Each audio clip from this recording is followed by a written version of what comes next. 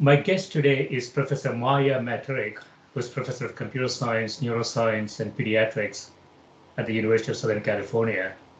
Her research is focused on developing personalized human-robot interaction methods for behavior change aimed at health, wellness, rehabilitation, training, and education.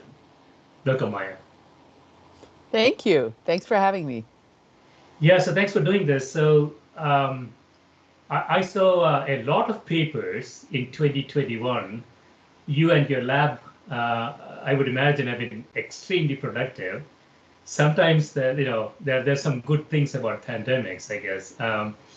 So I want to start with one of them, designing a socially assistive robot to support older adults with low vision. You say socially assistive robots, SARs, have shown great promise in supplementing and augmenting interventions to support the physical and mental well-being of older adults. However, past work has not yet explored the potential of applying SAR, which is socially assistive robots, to lower the barriers of long-term low vision rehabilitation, LVR, interventions for older adults. Um, yeah, I find this extremely interesting, Maya. We have some sort of interventions, medical interventions, therapeutic interventions for low vision. This is sort of mechanical and robotic intervention, right? So you want to talk a bit about that? Definitely. So, the important thing to understand about socially assisted robotics is that it's different from pretty much all other robotics. So, when you think about robots, you think about robots doing some physical work. After all, the word robot comes from rabota, which is Czech for basically menial labor. Robotics was developed for dirty, dull, and dangerous tasks. But the kind of robotics that we do is not about robots doing physical things. It's about robots helping people do their own work by motivating them, supporting them, really providing a social support, not physical support. And so, what does that mean for individuals with low vision? Uh, Specifically the area that we're working on, and I should say this comes from our collaborator, Professor Eva Bittner at UCLA, who brought the problem to us. She reached out and she said, look, I'm interested in motivating older adults with low vision to use a magnifier. And what is the challenge there? It seems like, oh, well, you can't see, you should just use a magnifier. But in fact, whenever it comes to these things that they're psychologically difficult for us, right? I mean, why don't we quit smoking and exercise more and eat all the salads all the time, right? Well, this stuff is just hard. Why don't people exercise 6 hours a day after they've had a stroke to regain function? It's hard. It's hard physically, it's hard psychologically, it's hard emotionally. And so the whole idea of these robots is to encourage, to motivate, to provide a little guidance and a lot of support. And so for low vision, it's really an issue of telling people it's time to read, it's time to use the magnifier. Oh, do you have the magnifier? Where is the magnifier? Oh, how is it going? Well, maybe you should twist it a little bit to the left. Oh, this is great. You're going for 10 minutes. Wow. So how about trying for 15 tomorrow? All of these things that constitute social support, which would be great to get from other people, but unfortunately, many times for many populations, that kind of support is not available. And that's why technology steps in into that gap.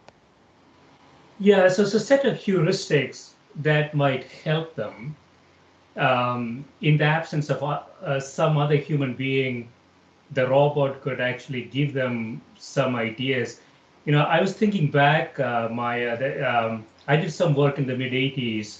We used to call it expert systems.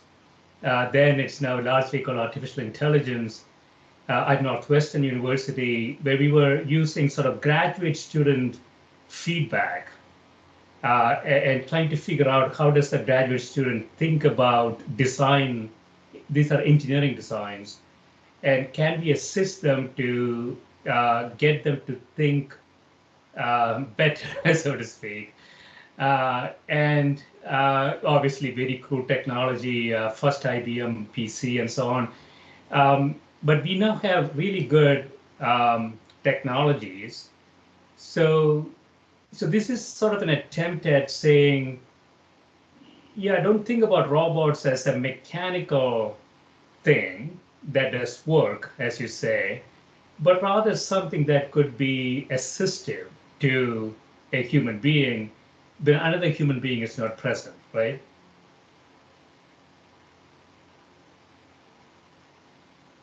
I lost your audio, Maya. Right. So definitely, in fact, I remember expert systems. Expert systems were popular when I was in grad school as well. Um, so the idea here is indeed that we as human beings are wired to be very social. This is just how we are. And so we tend to be most influenced by social factors. When people are physically close and around us, they have the most influence on us, just because that's how we're wired, right? So we're interested in these physically embodied agents. So that's why we're not only working on, let's say, apps or things on the screen. There certainly screens can have a lot of influence on us, and they do, and they're shaping lives left and right today, not necessarily for the better. But really, to tap into our motivation, something that motivates us and influences us the most, is the social and physical presence of others like ourselves. And so that's what we're trying to leverage with these systems. That's why they're robots and not just screens. But in terms of what they do, we really are taking information from cognitive science, social science, neuroscience, and even these days, behavioral economics, in order to help people basically help themselves, right? So this idea of behavior change, it's very hard. And so, it really depends on what your specific needs are, what is your specific situation, what are things that are blocking you from doing better. And so a lot of what we do is using theories from these other sciences to develop systems and then personalizing them through machine learning. And the personalizing is really important because no one size fits all. Not only does it not fit all people, but it doesn't fit the same person over time as we change.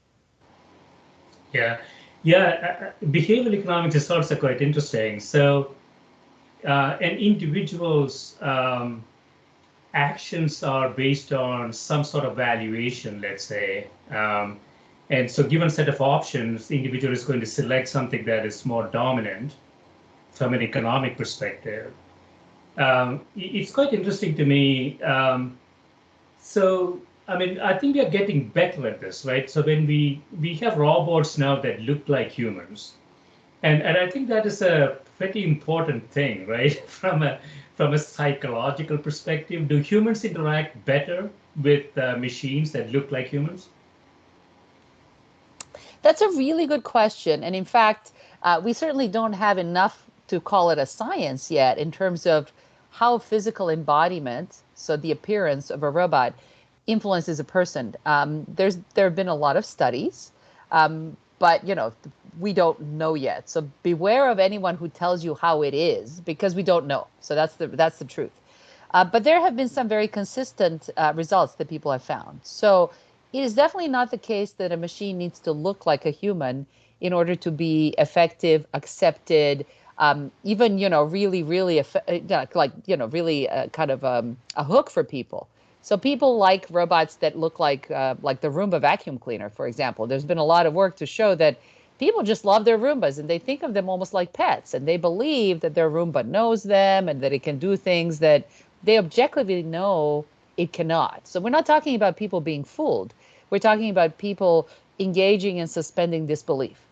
And that's important to understand because it doesn't mean that the machine has to look like a human. It doesn't even mean that the machine has to be extremely smart. But it really depends on the user and the context, right?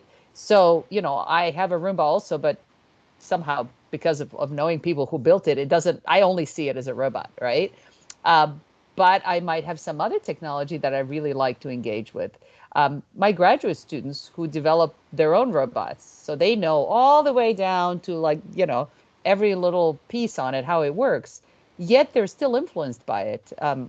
We have a fun story of a student some years ago. She's now a professor at a major university, so I won't give names, but I will say that, and she's wonderful and very successful, but I will say that she was debugging a robot, and the robot was supposed to help a stroke patient. And so the robot would say things like, "Oh, you're doing really well," or he would say, "Come on, you can do better." But she kept using the "come on, you can do better." And she was really, really grumpy after a while. And so my other students said, how about if you use the positive when you're debugging? How about if you use the positive phrase all the time? Because we really think that this negative kind of encouraging but pushy phrase is making you frustrated because you keep hearing it.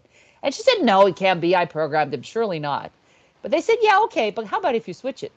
And she did. And of course, it completely changed her mood over a period of time. So my point there is simply that we are affected by technology, regardless of how well we may understand it, even if we created it. We are social creatures, and if we're surrounded by social influences by technology, they have an impact on us. And so what we try to do is we try to create the influence that is positive towards the health goals of the user. Yeah, I was thinking, Maya, that it's a bit counterintuitive. So for 100,000 years, we only saw humans and perhaps animals. And then last 100 years, we started seeing machines. I would imagine our brains are not really tuned to machines, right? I mean, when we are empathetic, when we see feelings, when we take instructions from something, I would imagine our brains are looking for human-like things, aren't we? No, our brains are looking for lifelike things. So our brains are definitely tuned to look for things that look like they have agency. So the idea of agency is that some entity is doing things purposefully, right? So even a vacuum cleaner on the floor, it's going around, it's avoiding obstacles, and it's exploring new areas, going to where it may find dirt.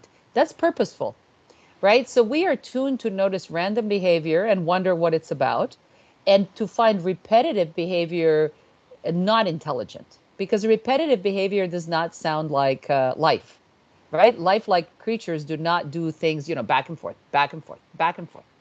And so, in fact, we are tuned, because we are animals, we are tuned to respond to lifelike, purposeful things, or things that look like they're purposeful, and then we will perceive a purpose in it.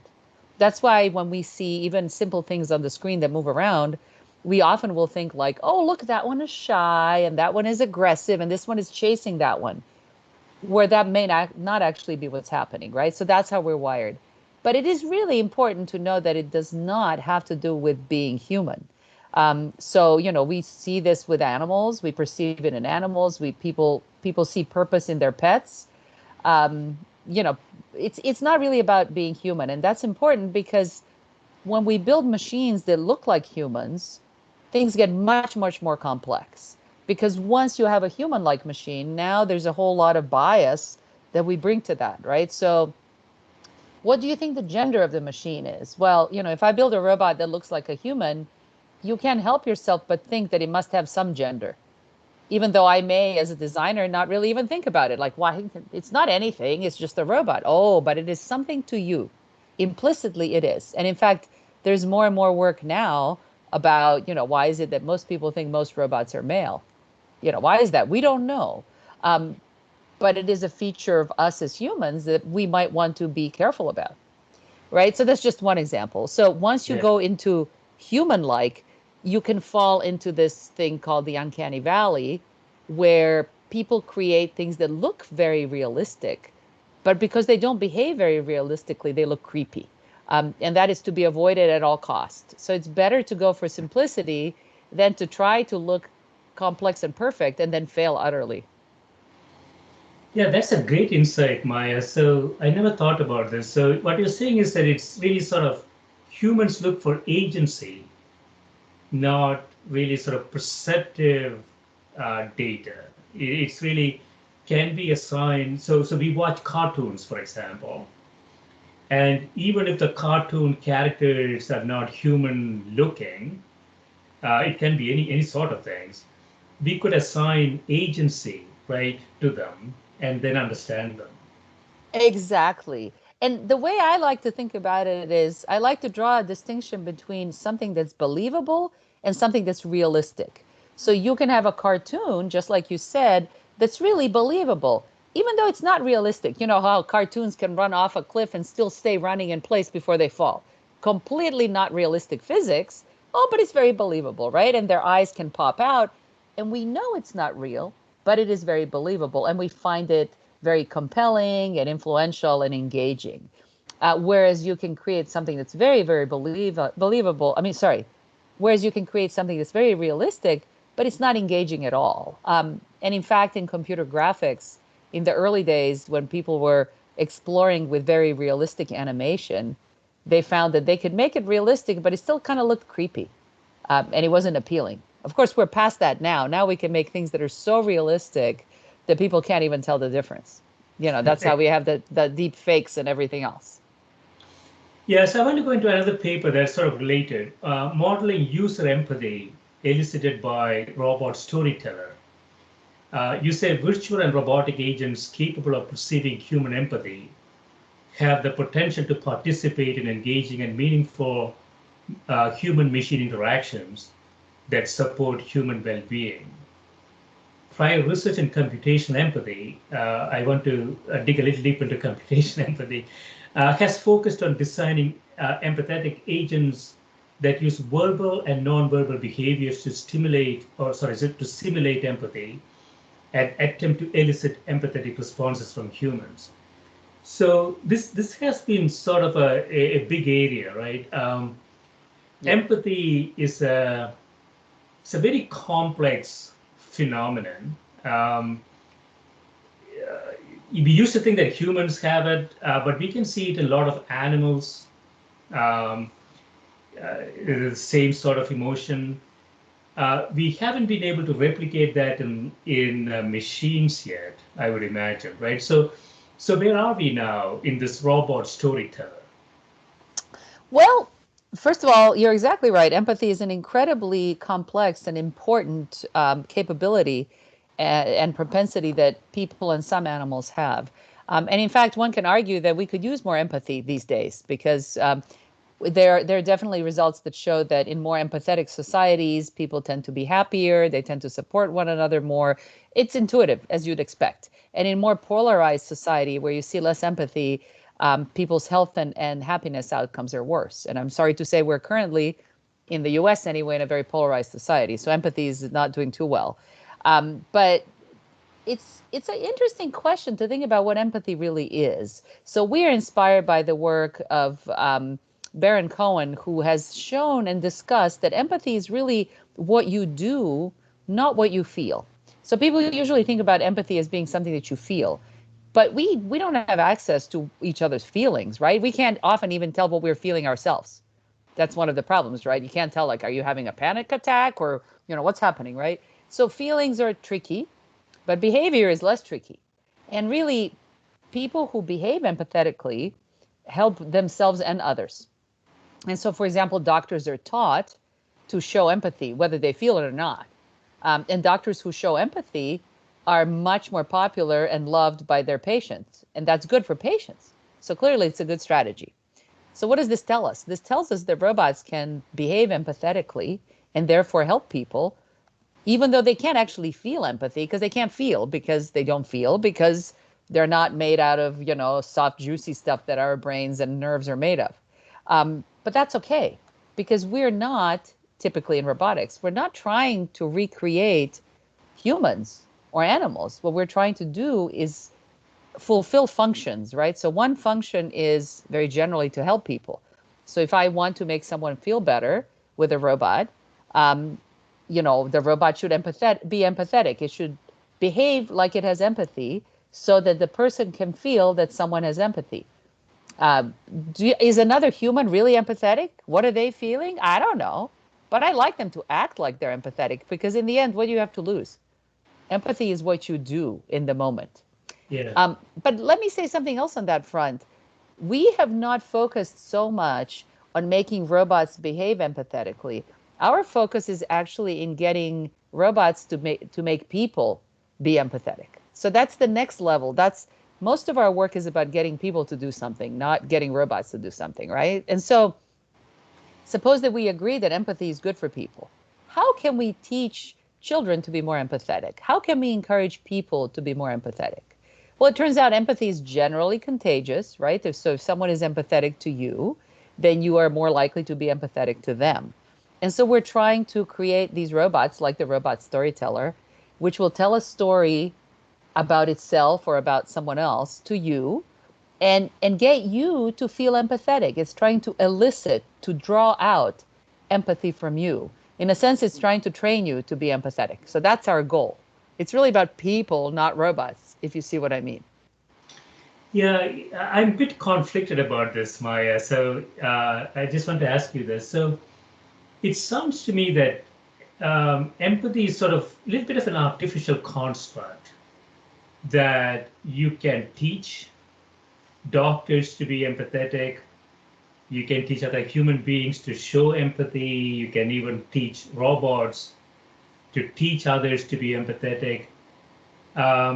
It sort of devalues the idea of empathy, in my view. Oh, does it? Is it like when you understand how a plane flies, it devalues flight? I don't think so. I think No, this what, is what I mean really, is that, yeah. no, I don't, no, I'm going to challenge you back and say, why do you think that not understanding something makes it better?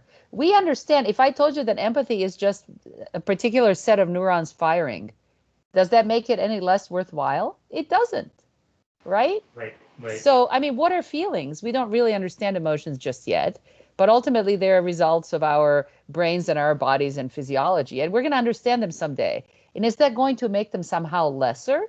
No, it isn't, right? Because it's not magic that makes things amazing. It's what they do in the world. So I push back. Yeah, so the reason I'm saying that, Maya, is that, we have a lot of ethics courses in business schools. Very soon we're going to see empathy classes in business schools. Mm-hmm. And, the idea would be to make somebody look empathetic. And that person won't feel any empathy, but just like doctors going to a patient looks empathetic, it's sort of a learned outward emotion that doesn't really mean much to the person. So that's what I mean. I don't know if this is true. I'm just debating with you. Could we, if you make empathy sort of a manufacturable emotion, everybody will get on it. It's There's not. going to be video classes and everything. Well, Go first ahead, of all, sorry. I think it would be good if we had empathy training. Because it's sort of like, let me make an analogy to etiquette. So people used to be trained about how to behave. They used to be trained to say, please and thank you and take turns and not interrupt. Um, and was that real? I mean, what makes it real or not real? If the rule is to behave a certain way, then you behave a certain way. And the result is that people say please and thank you and don't interrupt. Now, if we throw those rules out and no one observes them, then, people don't have etiquette and there are, outcomes of that. What is real or more real? So if you say, so empathy is how you treat other people. So, if we take a sociopath, but they're following rules and behaving nicely, then how are they a sociopath? If they never do anything inappropriate, what makes them a sociopath? The thing inside their head? I don't care. I don't care what's inside their head. What I care is what they do to the world around them. So that's really, if you consider that the mind is what the brain does, and we are the actions that we have in the world around us. That's what matters. What matters is what we do, not what we think and feel. Because what we think and feel, after all, doesn't necessarily impact the world. What matters is how we impact the world. So if teaching empathy makes people behave better to one another, isn't that what matters? Yeah, that's an important point. So from a purely utilitarian perspective, even if you're not truly empathetic, if you behave as if you're empathetic, it has value for society, is what you're saying. And so just like you say, how you behave has value to society, and empathy increasingly is an important component of that, component of how you behave.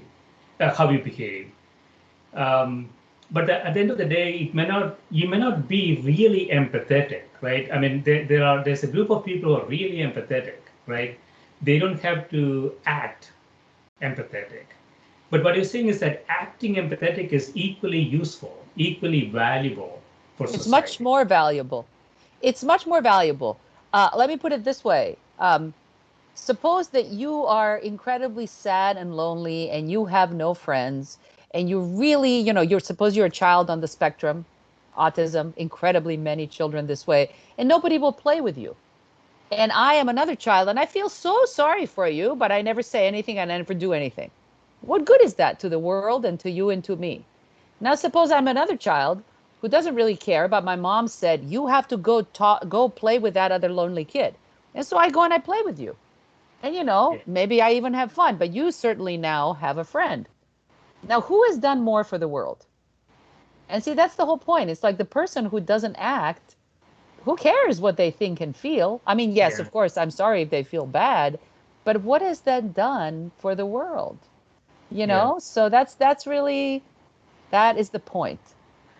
Yeah, I understand that. So I don't want to spend too much time on this. So what you're saying is Sorry. that the norms of society um, has significant value to society in general. If you so even if you just sort of behave in a way society expects you to believe, even if you don't believe in it, let's say, it still has significant value.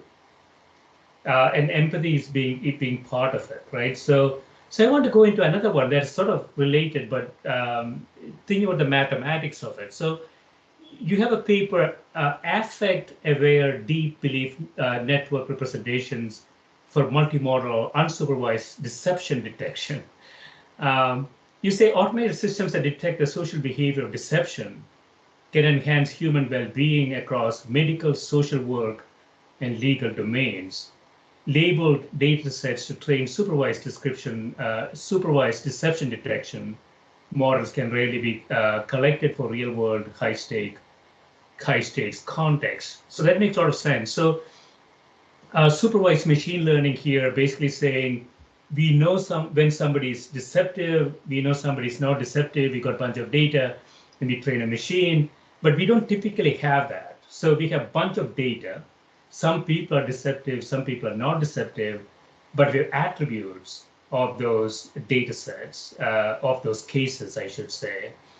And you're using DBNs, deep belief networks, in an unsupervised way to say, can we actually detect deception, right? So the deception research is really interesting. It's by actually an undergraduate student of mine. So she's just incredibly talented. And it started out by she actually found data of court testimonies, right? So people who were testifying in court. And then some were lying and some were not. And so these were labeled data. And so you could do supervised learning because you knew examples. Now, she has found subsequently that she can do this in an unsupervised way. So she doesn't even need to know in advance who is lying and who is not, which is amazing. And it tells us something about signs of lying. It tells us that human signs of lying are very consistent across cultures and across situations, which is interesting. It's not true for many other things, but it is true for deception. Um, it is also true that humans are incredibly bad at detecting deception. We're basically a chance. And even people who are trained to detect deception are very bad at it. So, you might think that there are certain professions that are supposed to be good at it. They're still really, really, really bad compared to machines. So this is interesting, but it is, of course, scary because the idea that you could have machines that can tell in real time whether you're lying all around you, that's definitely worrisome, right? So the work that I am familiar with is actually looking at detecting deception in people who are potentially child molesters. So the stakes are very high here because that's particularly a group that has a high rate of recidivism, right? So if you don't detect it early, there could be a real negative impact on many lives. So there's always that side, right? There's a side of we do things that we do because they can make a tremendous positive impact. But of course, as most technologies, as most anything, there is a potential downside, right? So you don't want this state of, cameras everywhere reporting on you, whether you're lying or not, especially given that an average human tells something like 5 lies a day, I believe. I think they're mostly tiny white lies, but we do it all the At time. least. So, the studies have been done on this, right? I'm not, this is not my work, but, there's work in social science to show that we lie all the time, and we do it usually just, out of like goodwill or white lies, right? You're not, you're just doing it to not hurt someone's feelings, etc.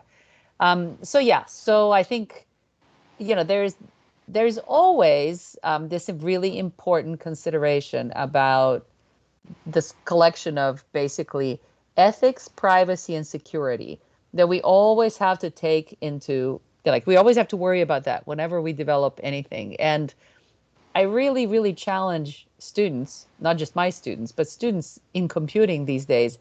They have such power in their hands. They're developing the cutting edge technologies for everything. And I think they're not thinking very hard about the implications. They're chasing that next really well-paying job, and there's so many of them now.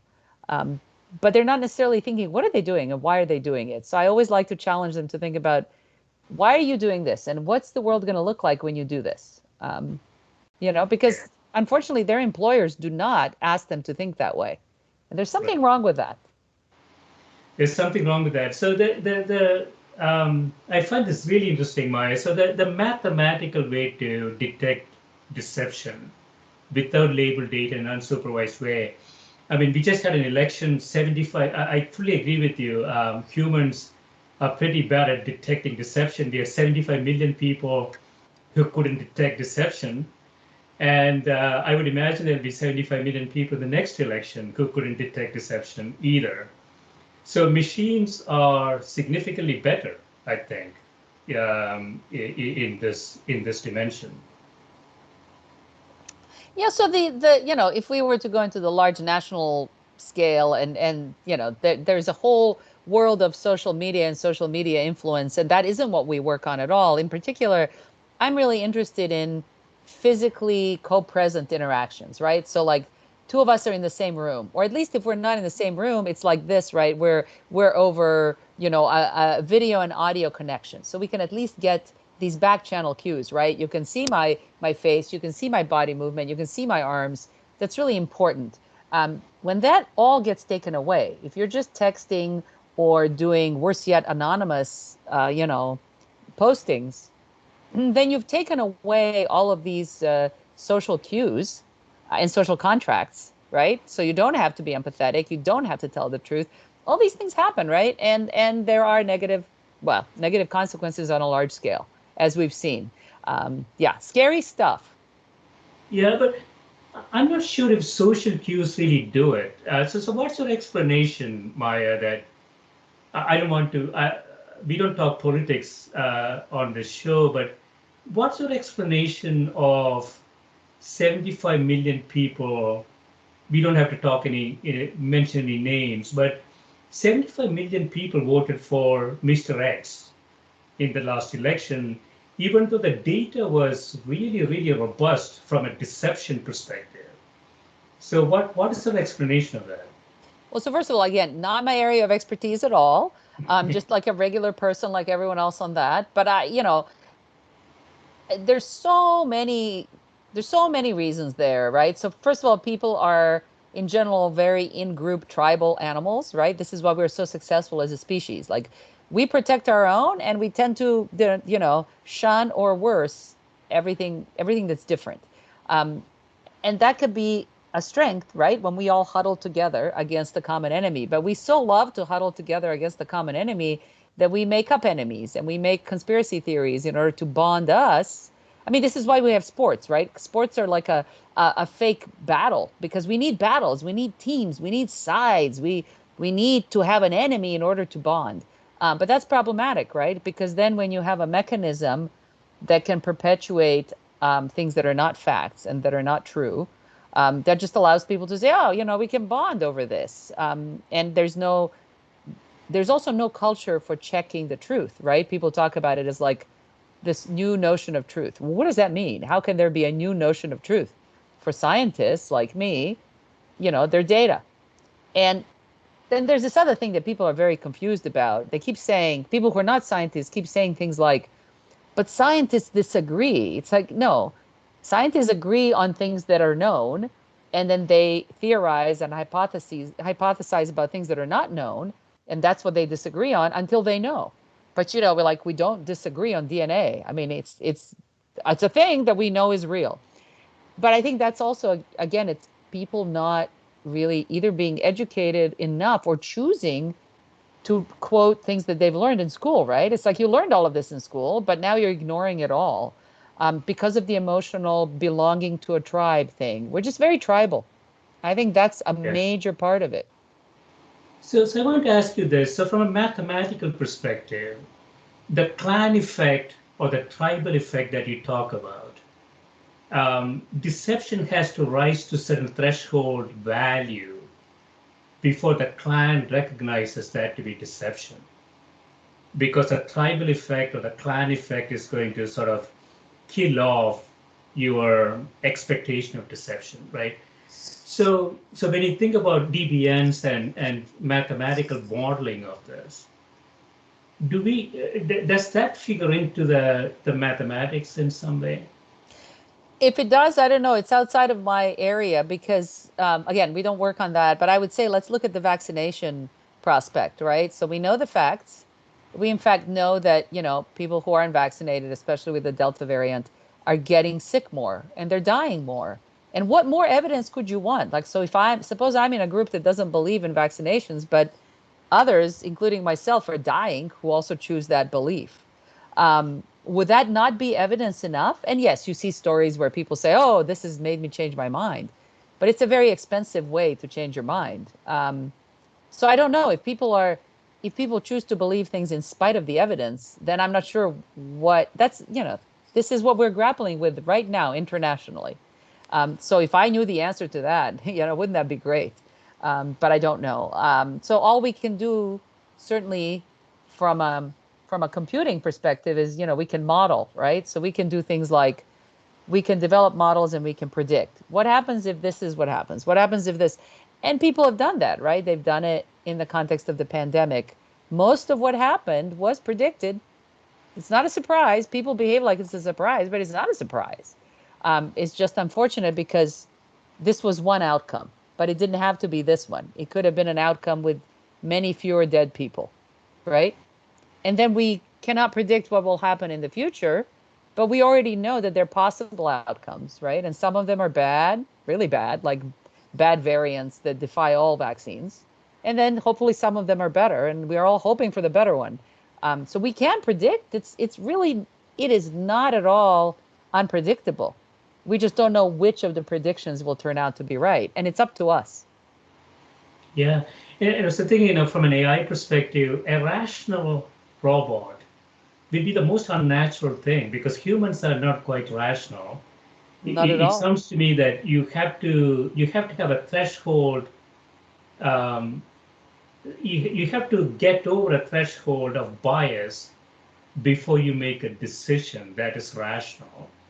And so most of them are sort of in that band. Microsoft as you know, had a robot called the Twitter girl, and in 1 month she was spewing all sorts of bad stuff on on Twitter, just learning from what humans are saying.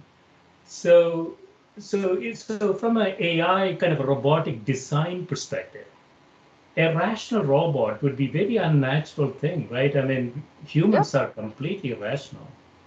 No, yeah, exactly. Humans are not rational at all. And in fact, the entire field of economics wants to believe that people are rational. And then more and more evidence is to the contrary. And that's why economics is giving Nobel Prizes to psychologists, right? So famously, Danny Kahneman, Richard Thaler, all of these people who basically show how irrational people are. And then they get a Nobel Prize for it, which I'm glad they're getting the Nobel Prize for it. But it seems like a no-brainer to me. Like, all you have to do is look around yourself or at yourself. So yes, but the problem with math is that it's really much harder to model things that are not rational. Rationality is much easier to model, right? It's mathematically clean. But people aren't like that. And so, in fact, you're exactly right that when we want robots to be acceptable to people and appealing and engaging, we want them to be in those ways more like people, right? So we want them to be, not robotic. So what does it mean to be a not robotic robot? Well, you shouldn't be totally predictable. You shouldn't be totally repeatable. You don't have to be rational, right? But you certainly shouldn't be like the boring, rational, the images of androids that we've seen in science fiction, all kinds of good science fiction and bad science fiction too. But that's not necessary. I think that a robot doesn't have to be irrational to appear appealing. It just shouldn't be like, well, it is clear that now you must do. I mean, who talks like that, right? But there's no reason why the robot should talk like that. They already don't today. Yeah. Yeah, I mean, this is a very interesting cultural design question, which is if you want to make robots more human-like, you have to give them biases. You have to give them some sort of stochastic characteristics. The human brain is not very stable organ. You cannot. Humans are sometimes not very predictable. The way that given the same situation, they might do something completely different in situation B compared to situation A. So there has to be some sort of uncertainty introduced to robotic designs. Is that how you think about it? So, first of all, we always have uncertainty. That this is the thing with robotics. Robotics is all about uncertainty because there's uncertainty about perception in the real world. But that's different from the social behavior, which you're right. You don't want it to be repeatable and boring. But again, I don't know if that means irrational, right? So I think you can have noise, but that's not the same as bias. In fact, I highly recommend Danny Kahneman's and with co-authors most recent book called Noise, which talks about how people make irrational decisions all the time. Like we're terrible at estimating. I mean, it's a great book. I recommend it. That's not the same as bias. Bias is actually more consistent, right? So bias is something that you do consistently for various reasons, none of which may be good. Who knows? Maybe you have a good bias, right? Like you just tend to be grateful to people and smiley and happy and empathetic. That's a good bias, right? But bias is something consistent, whereas noise can be very, like, for example, if I asked you to estimate something today, and then I ask you to estimate that same thing tomorrow and 3 days from now, your estimates will be totally different. Even though you think you're doing your best, but in fact, they're going to be different. And if we average them all out, that will be the best solution, which is just, regression to the mean, which is well known mathematically, but it turns out to be true for our judgment as well. So people are both noisy and biased. And it's important to understand ways in which we're irrational. Both of these things are irrational. And if we want to make a machine that's like a human, we have to model both of these. But again, I don't think our goal is to make machines that are like people. I think our goal is to make machines that solve problems for us. So being like a human is not a problem. But helping people do things like whatever, assembling cars and sequencing DNA and recovering from a stroke and learning skills when they have a disability. Now, those are things that need to be solved. And then you say, okay, how do I solve that in a way? Like if it means I have to work with people, I need to create this robot that people will find appealing and trustworthy. But that doesn't mean it has to be irrational, Right. But isn't it two different problems, Maya? So assembling an automobile, we already do that. I mean, it's a mechanistic problem. But assisting a human with a disability is not really a mechanistic problem, is it? Well, certainly, if we talk about car assembly as an automated task, I don't even consider that robotics anymore. That's like automation. But in fact, if you look at more interesting assembly domains, it's a combination of people and machines. And now these people want to work with the machines and they want the machines to be interesting and fun. So they don't want to just be like, oh, here's the machine in a cage, and then I'm over there with humans. So if they're going to work together, now there has to be a give and take. So that's already a challenge. So even putting robots into kind of an automation setup is challenging because it has a social component. So that's just something that people don't generally tend to think of. But you're certainly right. If you can solve a problem without having a person in the loop, that's a different problem.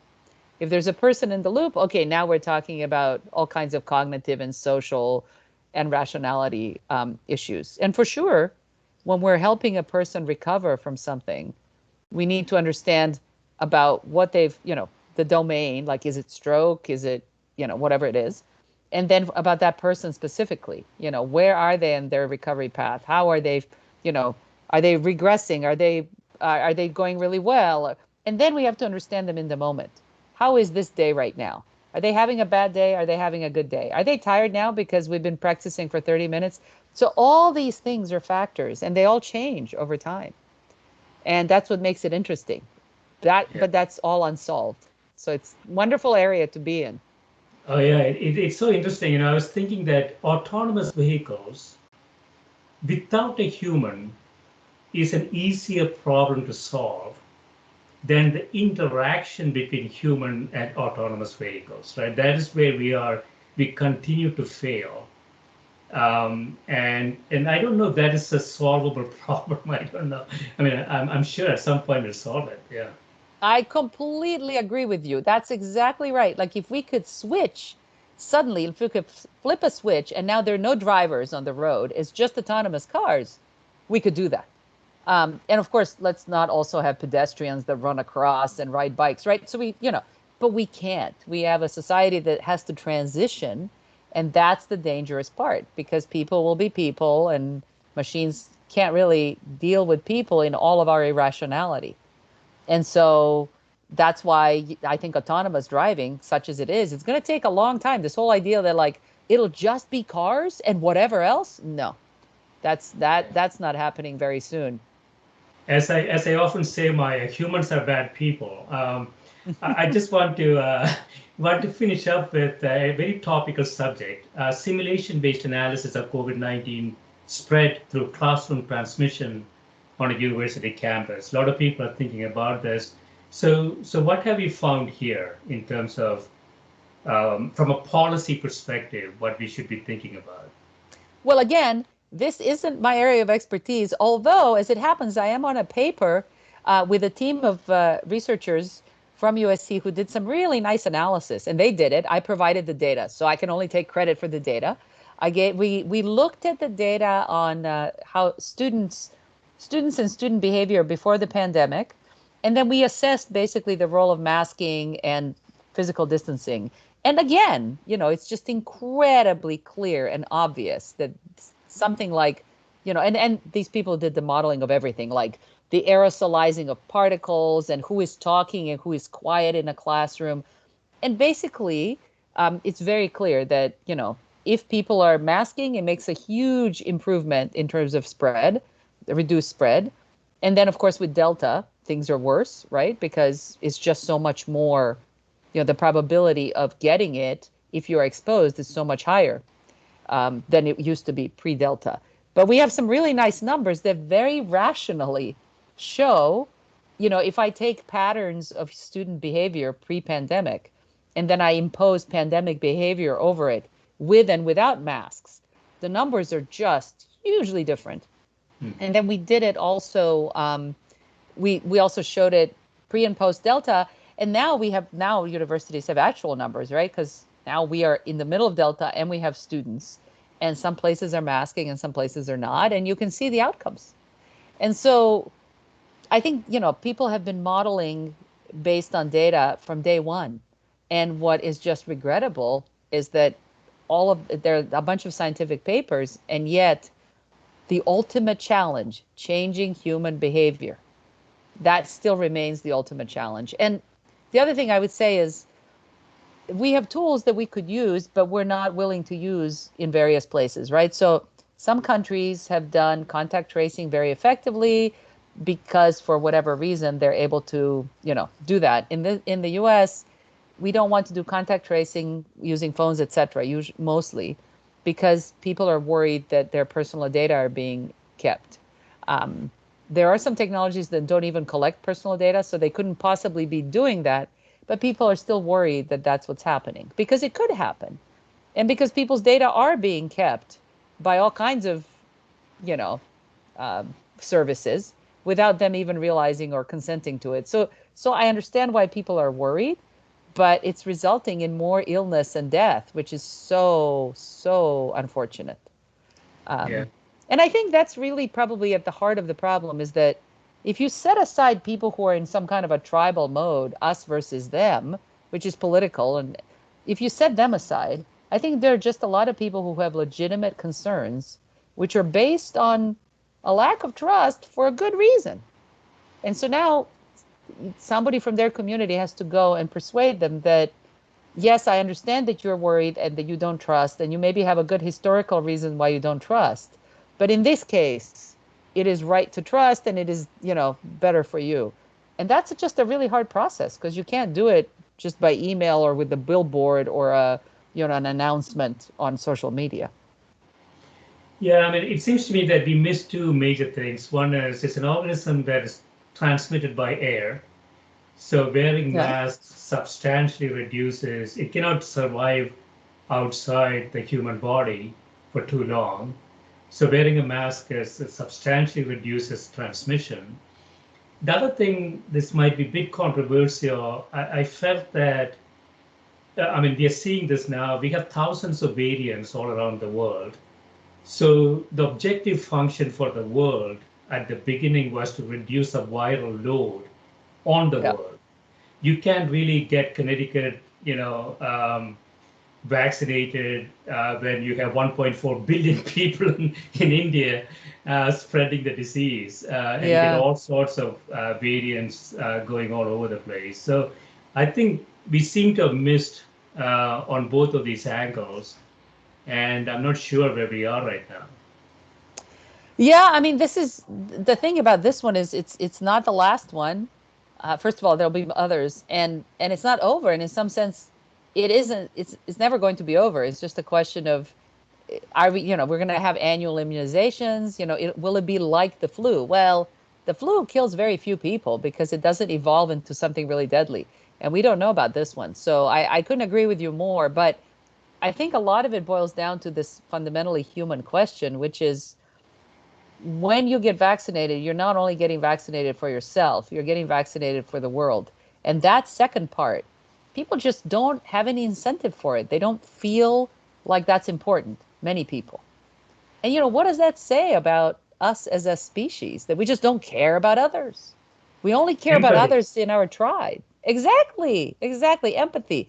Where is the empathy? And where's the trust?